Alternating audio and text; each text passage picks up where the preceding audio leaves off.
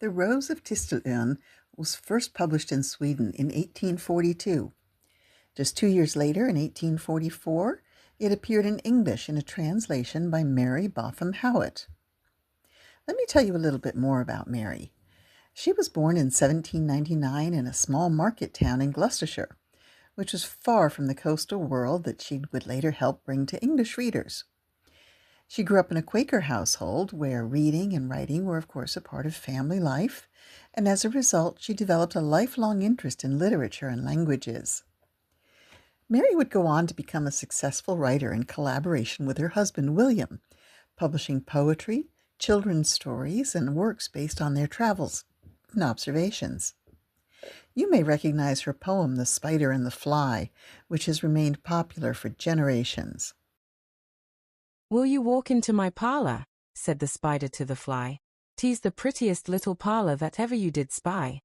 The way into my parlor is up a winding stair, and I have many curious things to show when you are there." Alongside her husband, she spent many years engaged with life on the continent, living for a time in Germany and Italy, and traveling widely. That experience gave her access to writers and stories that most English readers would never have encountered otherwise. She also became known as a translator, helping to bring European literature to English-speaking readers. It was during this period that she studied the Nordic languages and translated works from Swedish, German, and Danish, including the novels of Emilie Flygare-Carlén. Like many translators of the 19th century, Mary's approach to translation was not strictly literal. Instead, she worked to make the text read smoothly in English, even if that meant adjusting phrasing or tone along the way. So the version of The Rose of Tistelön that you're hearing reflects both the original Swedish novel and the literary style of Victorian England.